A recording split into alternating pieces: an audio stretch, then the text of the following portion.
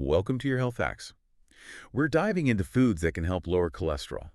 And we're really lucky to have expert speaker with us to help us understand this topic better. I think a lot of people think that cholesterol is purely genetic, but our diet and lifestyle actually play a huge role in managing it. Right. To really get started with managing cholesterol, you kind of have to understand this thing called lipoprotein little a. And it's a blood test. You should get it at least once in your life just to kind of see where you're at. Family history, high cholesterol can run in families, but it could be genetic or it could be just, how you guys eat, environmental factors. Hmm. About 30% of people actually have genetically influenced cholesterol levels, meaning that their bodies just have a harder time kind of maintaining those healthy levels, even if they're eating really well. You have some people who are just like super absorbers, like genetically they absorb a lot of cholesterol from their diet, or maybe they have genes that just like prevent their liver from clearing it out of their blood very effectively. So definitely talk to your doctor, especially a cardiologist if you have any concerns or you want to get tested to see where you're at. Okay. But even beyond just like just your genes, sometimes it can be if you have like other medical conditions, like if your liver isn't functioning properly. Yeah. So that can also kind of impact your cholesterol levels. That makes sense. So it sounds like even if you are genetically predisposed, what you eat still really, really matters. Absolutely. I mean, regardless of your genetics, the amount of cholesterol-raising foods that you eat, that plays a role in how much cholesterol kind of builds up and stays in your system. That's right. So, but the good news is we have a lot of control over what we eat. Yeah. And choosing to eat more whole foods, especially foods that are rich in fiber, that's like your foundation. That's step one. So fiber, it's good for cholesterol, but like, how does that actually work? Well, so think about it this way. Fiber, it keeps things moving, right? Helps you go to the bathroom regularly. And, Yeah. and that's actually really important for getting cholesterol out of your body. Mhm. So what you're looking for is like a nice, well-formed, easy-to-pass stool. We actually have a chart for this. It's called the Bristol stool chart. Really? Yeah, yeah. Type 3 or 4, that's like the sweet spot. Now when you're constipated, right? Things are moving slowly. It actually gives your intestines more time to absorb the cholesterol from the food that you ate. Oh. So, that's not good. On the flip side, if you have diarrhea, definitely talk to your doctor, especially if you don't know what's causing it. Okay. But then there's this whole other piece, right, that we didn't even really understand for a long time, and that's the role of your gut microbiome. Ah, the gut microbiome. Yeah. Yeah. Everybody's talking about the gut microbiome these days. It's pretty amazing. So certain microbes, they can actually change cholesterol into metabolites that our bodies can't absorb, which can help lower your cholesterol levels. So we need these specific gut bacteria that convert cholesterol into coprostanol. Prostanol. Yeah, that's the stuff our bodies can't absorb. So, and eating soluble fiber, that's what, keeps these good bacteria happy and thriving. Hmm. And what happens is when they ferment this fiber, it turns into these short-chain fatty acids, acetate, propionate, butyrate. They all play a role in gut health. So it's a good thing. Yeah. So give me an example. Like, what's a good food that has this soluble fiber? Okay. So let's talk about navy beans. They are packed with soluble fiber. Like seriously, one serving, 19 grams of fiber. Wow. And that's more than what, like 95% of Americans eat in a day. Yeah. So, that soluble fiber, it helps with those bowel movements, right? Keeps things regular. And it feeds the good gut bacteria. Yeah. And those bacteria, they help us get rid of cholesterol through bile excretion. Okay. It's like this positive cycle, right? More fiber, more good bacteria, more bile excretion, lower cholesterol. I like it. And navy beans, I mean, they're delicious, versatile, and a really effective way to support your cholesterol management. That's great. So navy beans. What else can we add to these navy beans to make them even better? Well, to boost the flavor and give your gut even more prebiotic goodness, try adding some garlic and onions. Okay, garlic and onions. I like it. They work in a similar way, They feed the good bacteria in your gut. Awesome. And garlic, garlic is just, it's like a superhero food. Oh, yeah. Tell me more about that. So raw garlic has this compound called allicin. Allison. Yes. And it's known for being really good for you. Like, it can even protect against cancer. Wow. And it helps fight inflammation. Now, the thing is, raw garlic has the most allicin. but, you don't always want to eat raw garlic. Right. But there are some cooking methods that can preserve some of those benefits. So Mm. if you're cooking with garlic, try simmering it for less than 15 minutes, boiling less than 6. If you're stir frying, under a minute, or roast it in its skin. Oh, okay. That'll help keep more of that allicin compared to like boiling it. Two to know. Inflammation. We've got to talk about inflammation. Yeah, inflammation is a big deal. It is. Yeah. And our modern lifestyles, they just expose us to so many things that cause inflammation. Like even, the air we breathe. Air pollution. We all know about tobacco smoke, but even just being in traffic or living near a busy road, all those pollutants, it can really affect us. I didn't really thought about it. And even cooking at home, that can contribute to indoor air pollution. Oh, wow. So, simple things like avoiding smoking, obviously, roll up your car windows when you're in traffic, ventilate your home when you're cooking and after, and maybe even invest in a HEPA air purifier that can really help reduce the inflammation that comes from air pollution. That's great advice. So air pollution. Yeah. What about blood pressure? How does that tie into all of this? Okay, so high blood pressure, that's a biggie when it comes to cholesterol problems. Because even what we consider like normal blood pressure, it puts a lot of force on your blood vessels. I mean, we're talking like several times the force of a Category 5 hurricane. Wow. And that force, it damages the blood vessels, making them more prone to, cholesterol building up and forming plaque. Oh, okay. So now cholesterol, right? It's a type of fat. It can't dissolve in our blood because our blood is mostly water. Right. So it needs these little transporters, these lipoproteins. Lipoproteins. Yes. And these lipoproteins, they basically act like these tiny little shuttles that carry the cholesterol around in your blood. So like little buses. Yeah, like little buses. And there are two main types of lipoproteins that carry cholesterol. Lipoprotein, that's the one we talked about earlier. And APO lipoproteins, APOB for short. Got it. And every single lipoprotein that carries cholesterol, it's got one ATOB molecule on it. Interesting. So now, when these lipoproteins, when they bump into a damaged blood vessel wall, they can release cholesterol. Oh. Right. And that cholesterol, it starts to build up and form plaque, and your body's like, hey, we got to clean this up. Right. So it sends in the macrophages, these immune cells that are supposed to clean up debris. Okay.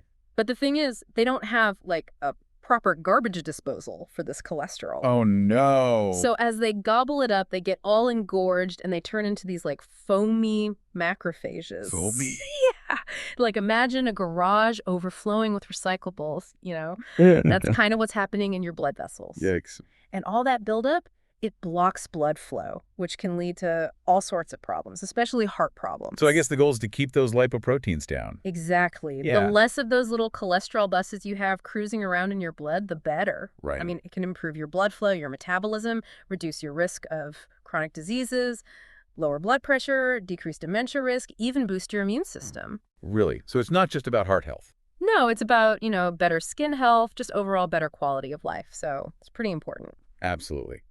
So besides navy beans, garlic, and onions, what else can we eat to help lower these lipoproteins? Well, barley and oats, those are really good ones. Okay. They're packed with soluble fiber, especially this type called beta-glucans. Beta-glucans. Yeah, and those beta-glucans, they feed the good gut bacteria, keeping your gut happy and healthy. So whole grains are good. Absolutely. And eating whole grains, it gives you a variety of different fibers, including this one called resistant starch.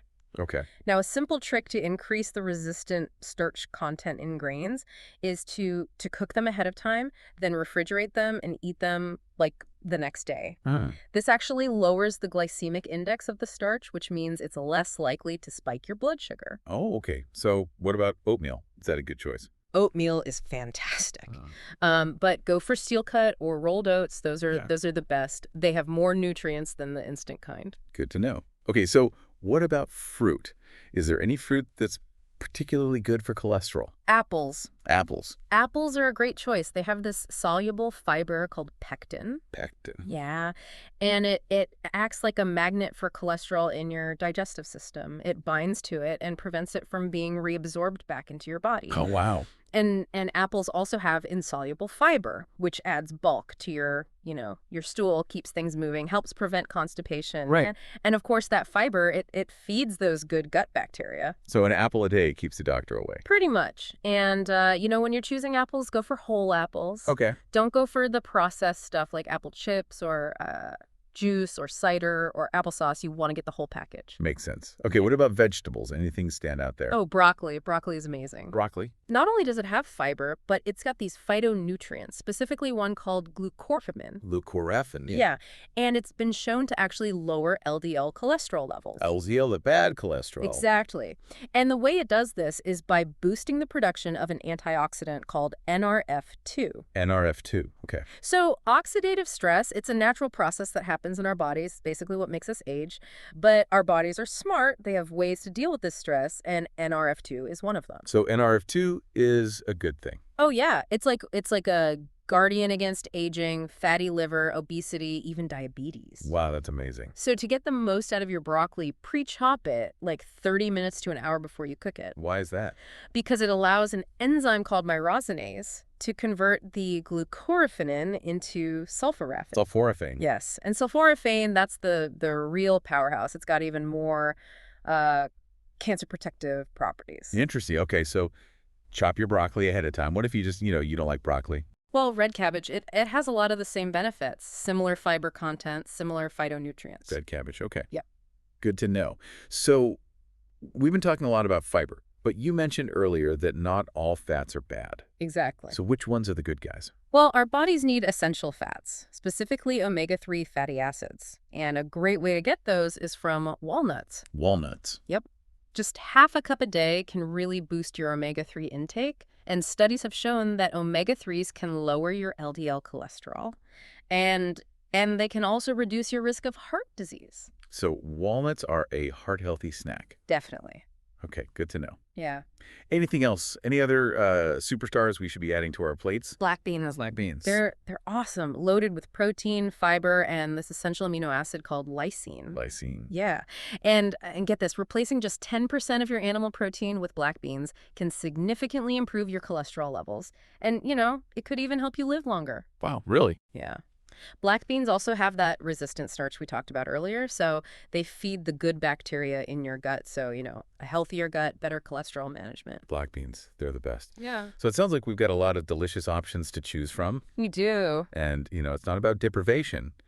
It's about making smart choices Right. and adding in these nutrient-packed foods that can really make a difference. Exactly. Okay. Well, this is a lot to take in. I'm feeling inspired to go revamp my grocery list. Awesome. Thank you so much for sharing your expertise with us today. You're welcome. I learned a ton, and I know our listeners did too.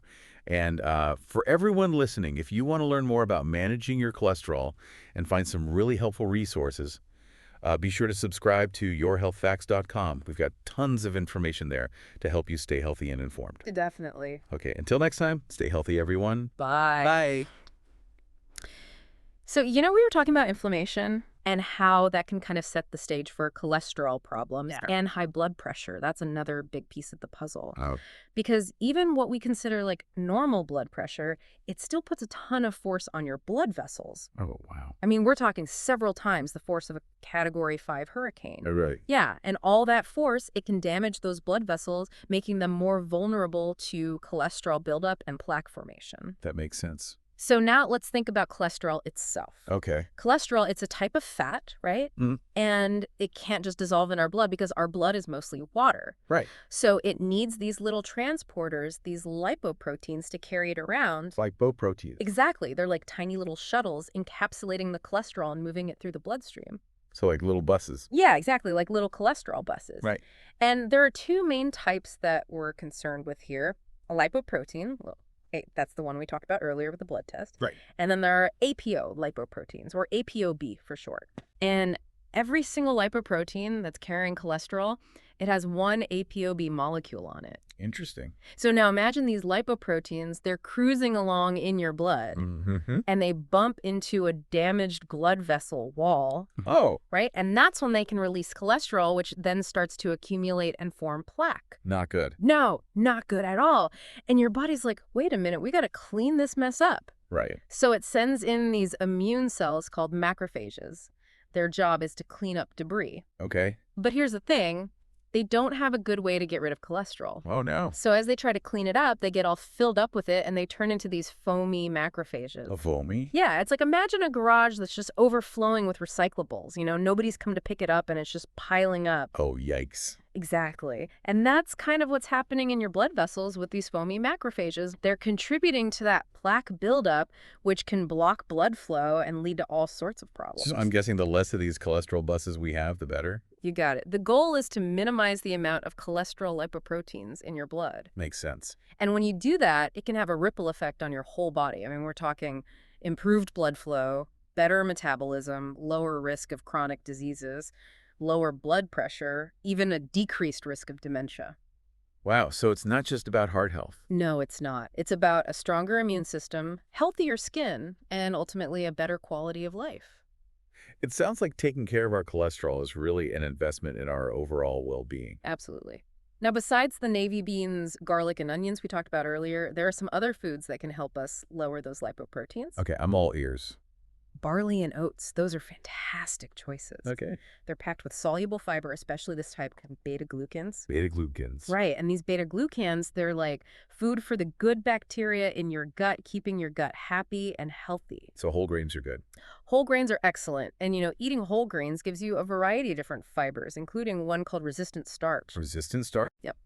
And here's a little trick to increase the resistant starch content in your grains.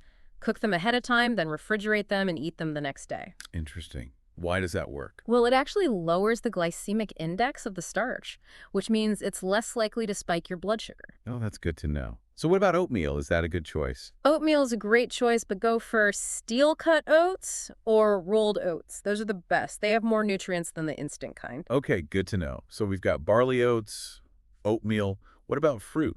Is there any fruit that's particularly good for cholesterol? Apples. Apples. Apples are a fantastic choice. They're rich in soluble fiber, specifically a type called pectin. Pectin? Yes, and pectin, it acts like a magnet for cholesterol in your digestive system. It binds to it and prevents it from being reabsorbed back into your body. Oh, wow. So it's like escorting the cholesterol out. Exactly. And apples also have insoluble fiber, which adds bulk to your stool and helps prevent constipation. Right, keeping things moving. Exactly. Yeah. And of course, all that fiber, it feeds the good gut bacteria too. So an apple a day really does keep the doctor away. Pretty much. And when you're choosing apples, go for the whole apple, Okay. not the processed stuff like apple chips, juice cider, or applesauce. You want the whole package. Makes sense. So we've got grains, we've got fruit. What about vegetables?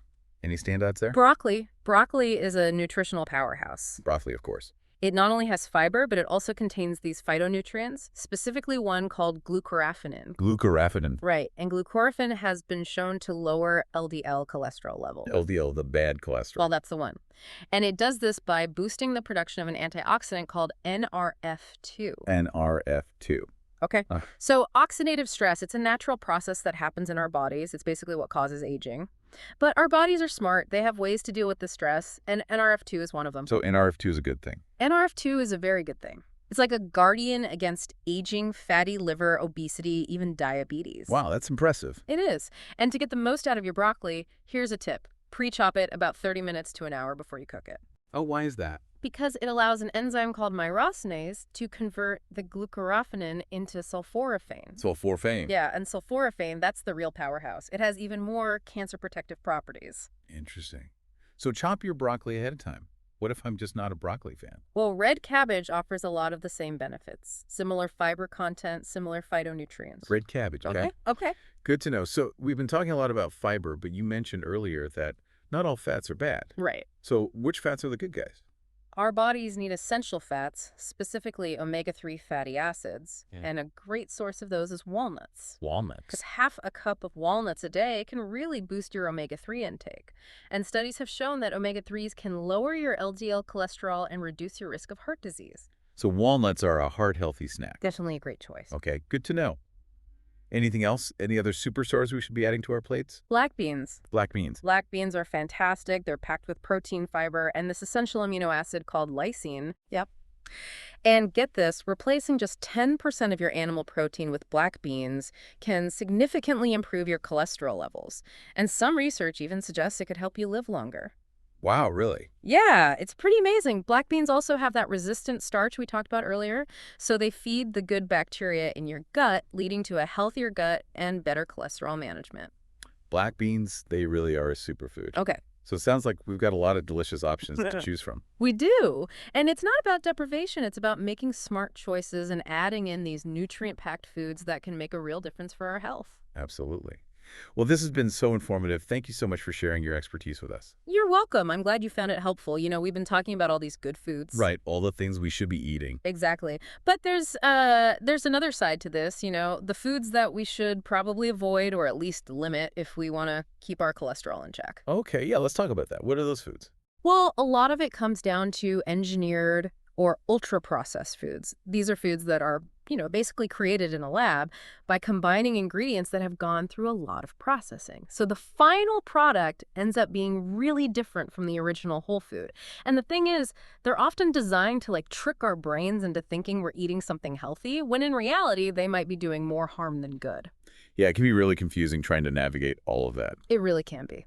So to help you make better choices, think of it like this. We got to establish some food flags, like red flags, but for food. Food flags, I like that. Yeah. So food flag number 1, avoid ingredients you can't pronounce. Okay. Number 2, don't eat things that most people wouldn't keep in their kitchens. Like, artificial colors, xanthan gum, carrageenan. These are not real food. They don't offer much nutritional value. Got it. So pronounceable ingredients, real food. What's food flag number 3?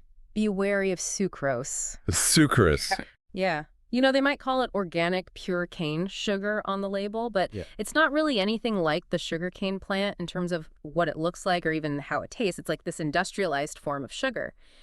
And a diet that's heavy on this kind of sugar, it can lead to weight gain, and it can definitely contribute to high cholesterol, especially triglycerides. So watch out for that hidden sugar. Exactly. Now let's do a quick recap of all those amazing foods that can help lower cholesterol. We talked about navy beans. Right. Great source of soluble fiber, which helps with, bowel movements, regularity, and reduces cholesterol absorption. Then there's garlic, Garlic. packed with prebiotic fibers that feed those good gut bacteria. Plus, it's got allicin, which is a powerful anti-inflammatory compound. Okay. And onions, they offer similar benefits to garlic, also with prebiotic fibers and antioxidants. Onions and garlic, a good combo. For sure. Then we have barley and oats. Right. Those are excellent sources of soluble fiber, especially that beta-glucan, which is like superfood for your gut bacteria. And then apples, rich in pectin. Pectin, the cholesterol magnet. That's it. It binds to cholesterol and prevents it from being reabsorbed. Awesome. Broccoli, it's got glucoraphanin, which helps lower LDL cholesterol and boosts that NRF2 antioxidant. Powerful stuff. It is. And if you're not a broccoli fan, red cabbage can offer similar benefits. Good to know. We talked about walnuts, too. Oh, yeah. Walnuts are great. They provide those essential omega-3 fatty acids that our bodies need, and those can lower LDL cholesterol and reduce your risk of heart disease. Heart-healthy walnuts. Exactly. And finally, black beans. Black beans for the win. They're so good for you. High in protein and fiber, and substituting just 10% of your animal protein with black beans can really make a difference in your cholesterol levels. It's amazing how much power our food choices have. It really is. We can make a huge impact on our health just by being mindful of what we eat. Absolutely.